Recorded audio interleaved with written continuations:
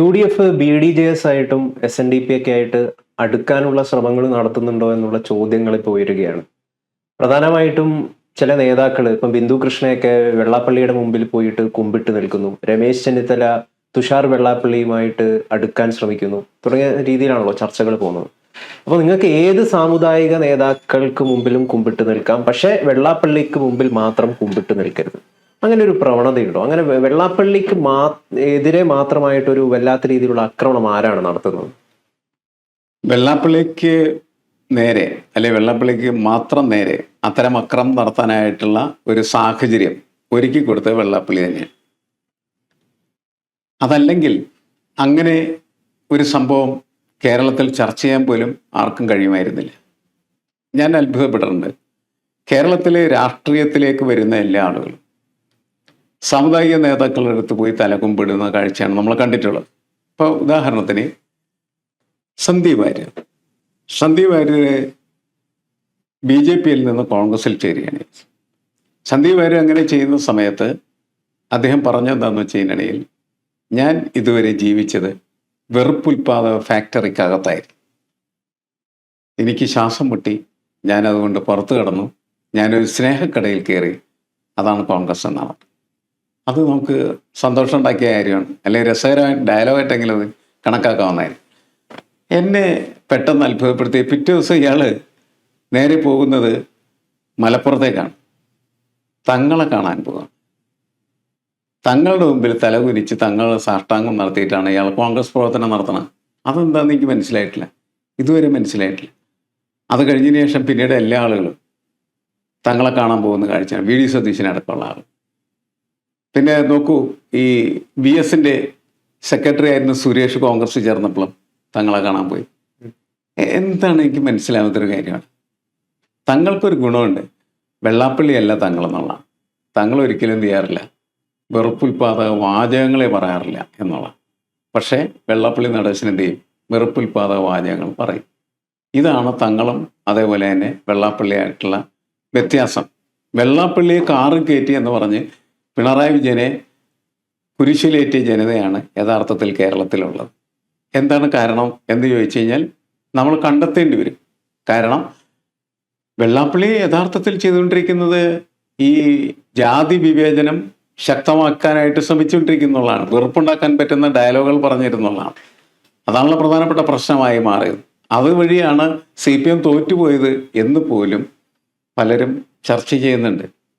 വെള്ളാപ്പള്ളി അത്തരത്തിലുള്ള വർഗീയമായ വെറുപ്പുൽപാദിപ്പിക്കുന്ന വാക്കുകൾ മുസ്ലിം സമൂഹത്തിനെതിരെ ഉപയോഗിച്ച സമയത്ത് അതിനെ പ്രതിരോധിക്കാനോ തടുക്കാനോ CPM ശ്രമിച്ചില്ല എന്ന് പറഞ്ഞ് അതിൻ്റെ പേരിലാണ് CPM തോറ്റതെന്ന് പറയുന്ന തെരഞ്ഞെടുപ്പ് വിശകലനങ്ങൾ പോലും നമ്മുടെ മുന്നിൽ വന്നിട്ടുണ്ട്.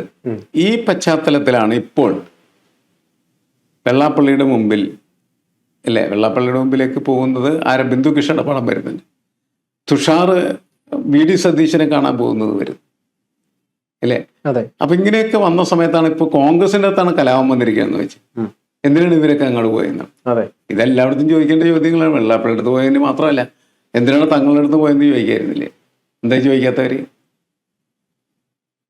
അപ്പോ പ്രശ്നം എന്താണെന്ന് വെച്ച് കഴിഞ്ഞാൽ കേരളത്തിൽ കുറെ കാലമായി നിലനിൽക്കുന്ന വർഗീയതയെ രാഷ്ട്രീയം ഉപയോഗിക്കുന്ന രീതി, ഇതൊക്കെ അപകടകരമാണ്. അതിനെ ശക്തമായിട്ട് എതിർക്കാനായിട്ട് കേരളത്തിൽ ഒറ്റ രാഷ്ട്രീയ പാർട്ടി പോലും തയ്യാറില്ല. എല്ലാ രാഷ്ട്രീയ പാർട്ടികൾക്കും വേണ്ടത് ഈ സാമുദായിക സംഘടനകളുടെ സ്വാധീനമാണ്. ആ സ്വാധീനം ഉപയോഗിച്ച് തിരഞ്ഞെടുപ്പ് ജയിക്കുക എന്നുള്ളതാണ്. VD സതീശൻ ഒരിടക്ക് വലിയ രീതിയിൽ പ്രശസ്തി നേടിയത് ഞാൻ ഒരു സമുദായ നേതാവിൻ്റെയും വീട്ടിൽ തിണ്ണ നിരങ്ങാൻ പോവില്ല എന്ന് പറയുന്ന വാക്ക് ഉപയോഗിച്ചിട്ടാണ്. പുള്ളി പറഞ്ഞത് ഇതാണ്, എന്താണ്, കാണാൻ പോയിക്കോളൂ, അവരെ മുമ്പിൽ ഇരുന്നോളൂ, പക്ഷെ കിടന്നു കൊടുക്കരുത്. ഇരുന്നാ മതി, കിടക്കാൻ പാടില്ല എന്നാണ്. അല്ല, അതൊക്കെ അതിൻ്റെ വാചകങ്ങൾ മാത്രമല്ലേ, അല്ലാതെ കഥയില്ല. നമുക്ക് വളരെ വ്യക്തമായിട്ട് എല്ലാ കാര്യങ്ങളും മനസ്സിലാവില്ല ഓരോരുത്തർ ചെയ്യുന്ന സമയത്ത്. ആരെന്ത് ചെയ്താലും മനുഷ്യർക്കൊക്കെ മനസ്സിലാവും എന്താണ് അവർ ചെയ്തുകൊണ്ടിരിക്കുന്നത് എന്നുള്ള കാര്യം. അവർ വിശദീകരിക്കേണ്ട വ്യാഖ്യാനങ്ങൾ ആവശ്യമില്ല. നിങ്ങളൊരു പ്രവൃത്തി ചെയ്യുമ്പോൾ തന്നെ മനസ്സിലാവും നിങ്ങൾ എന്തിനാണ് ചെയ്യണം എന്നുള്ളത്. അപ്പോൾ ഇവിടെ ഈ സമുദായ നേതാക്കളുടെ സ്വാധീനം എന്ന് പറയുന്നത് വളരെ ആവശ്യമാണ് എന്ന് എല്ലാവരും തിരിച്ചറിയുന്നൊരു കാലമാണ്. അവരത് പല രീതിയിൽ പക്ഷെ ഇപ്പൊ ഉപയോഗിക്കുന്നു. നോക്കി, ഇപ്പൊ സുകുമാരൻ നായർ ആയിക്കോട്ടെ, വെള്ളാപ്പള്ളി ആയിക്കോട്ടെ, ഇവരെ മാത്രം ടാർഗറ്റ് ചെയ്തുകൊണ്ട് ഒരു പ്രത്യേക രീതിയിലുള്ള അറ്റാക്ക് കേരളത്തിൽ നടക്കുന്നുണ്ട്. അത് പക്ഷേ മറ്റ് സാമുദായിക നേതാക്കൾക്കെതിരെ ഇല്ല. എന്തുകൊണ്ടാണ് ഇത് സംഭവിക്കുന്നത്? അതിന്റെ വളരെ സിമ്പിളാണത്. മറ്റു സമുദായ നേതാക്കൾ വെറുപ്പ് ഉൽപ്പാദിപ്പിക്കുന്ന ഒരു വാചകം പറയുന്നില്ല, താങ്കൾ അങ്ങനെ പറയാറില്ല. അവർ പക്ഷേ എന്ത് ചെയ്യുന്നുണ്ട്, അവരുടെ സമുദായത്തിന്റെ താല്പര്യങ്ങൾ മാത്രമേ സംരക്ഷിക്കുന്നുള്ളൂ. അവർ വാചകം അടിക്കാറില്ല എന്നുള്ളതാണ്. എന്നാൽ വെള്ളാപ്പള്ളി വാചകം അടിക്കും, സുകുമാരൻ നായർ വാചകം അടിക്കും. ഡൽഹി നായരെ കുറിച്ചൊക്കെ സംസാരിച്ച സുകുമാരൻ നായരാണ്. താക്കോൽ സ്ഥാനത്ത് നായർ ഇരിക്കണം എന്ന് പറഞ്ഞാൽ സുകുമാരൻ നായരാണ്. അങ്ങനെയൊന്നും ആരും സംസാരിക്കാറില്ല, തങ്ങൾ സംസാരിക്കാറില്ല. പക്ഷെ തങ്ങൾ എന്ത് ചെയ്യും, താക്കോൽ സ്ഥാനത്ത് തങ്ങളുടെ ആളെ ഇരുത്തും. മറ്റേത് കുറച്ചും കൂടി ബുദ്ധിപരമായിട്ട് നീങ്ങും, ഇത് പക്ഷേ അങ്ങനെ അല്ല, അവരത് പറയുന്നില്ല, അവർ ചെയ്യുന്നേ ഉള്ളൂ. അവരാ പ്രവർത്തനം നടപ്പിലാക്കുന്നു, ഇവർ വെറുതെ വായിട്ടടിച്ചുകൊണ്ടിരിക്കുന്നു. അങ്ങനെ ഇവർ മോശക്കാരായി മാറുകയും ഇവർ വർഗീയത വിൽപ്പന നടത്തുന്നവരായി തീരുകയും വെറുപ്പ് ഫാക്ടറിയിലെ ഉൽപ്പാദകരായി ഒരു മാറുകയൊക്കെ ചെയ്യുന്നു. അതുകൊണ്ടാണ് അവർ എതിർക്കപ്പെടുന്നത്. അത് എന്താണ് അവർ തിരിച്ചറിയാത്തത്? എന്തുകൊണ്ട് വെള്ളാപ്പള്ളി നടേശന് നിശബ്ദനായിരുന്നൂടാ? എന്തുകൊണ്ട് സുകുമാരൻ നായർക്ക് നിശബ്ദനായിരുന്നൂടാ? അവര് തങ്ങള് നിശബ്ദനായിരിക്കുന്നവരിക്കട്ടെ, എന്നിട്ട് അവരുടെ താല്പര്യങ്ങൾ അവർ സംരക്ഷിക്കട്ടെ. ഇപ്പൊ വെള്ളാപ്പള്ളി പറയുന്നത് UDF നിയന്ത്രിക്കുന്നത് ലീഗാണ്, ഒരു സമുദായമാണെന്നുള്ളതാണ്. അത് യാഥാർത്ഥ്യമാണോ? അത് യാഥാർത്ഥ്യമാണെങ്കിലും വെള്ളാപ്പള്ളി നടേശൻ പറഞ്ഞാൽ അത് ആരും സമ്മതിക്കില്ല. അതാണ് വെള്ളാപ്പള്ളി നടേശൻ ഉണ്ടാക്കി വെച്ചിരിക്കുന്ന ബ്രാൻഡ്. അതൊരു ബ്രാൻഡിങ്ങിന്റെ പ്രശ്നമാണ്. നമുക്ക് നേരത്തെ തെരഞ്ഞെടുപ്പിന് മുമ്പ് തന്നെ കൃത്യമായിട്ട് അറിയാവുന്ന ഒരു കാര്യമായിരിക്കില്ല, ഈ തെരഞ്ഞെടുപ്പിൽ UDF ജയിച്ചു കഴിയുമ്പോൾ UDF നിയന്ത്രിക്കുന്നത് ലീഗായിരിക്കും. അതങ്ങനെയാണ് ഇപ്പോൾ സംഭവിച്ചുകൊണ്ടിരിക്കുന്നത്. ഓരോരോ കാര്യങ്ങൾ, പല കാര്യങ്ങളും നമ്മളിങ്ങനെ പരിശോധിച്ച് കഴിഞ്ഞാൽ ആ കാര്യത്തിലേക്ക് ലീഗിൻ്റെ നിലപാട് എന്താണോ ആ നിലപാടുകൾ എന്ത് ചെയ്യുന്നുണ്ട്, സാക്ഷാത്കരിക്കപ്പെടുന്നുണ്ട്. ലീഗ് പറഞ്ഞു ഞങ്ങൾക്ക് എന്ത് വേണമെന്ന് പറഞ്ഞു, ഇന്ന മന്ത്രി വേണമെന്ന് പറഞ്ഞു. അഞ്ചാം മന്ത്രി വരെയും ആരും അറിയാതെ അവർ നേടി.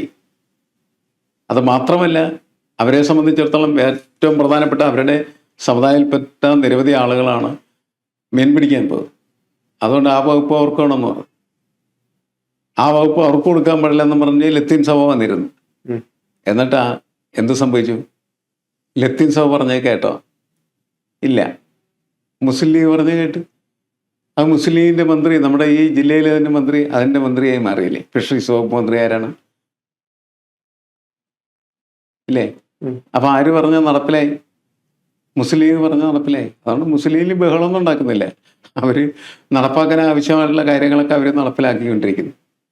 അപ്പൊ അതുകൊണ്ട് അവരുടെ സ്വാധീനം വളരെ ശക്തമാണ് എന്ന് നേരത്തെ പറഞ്ഞിരുന്നത് ശരിയാവുകയാണ് ചെയ്തുകൊണ്ടിരിക്കുന്നത്.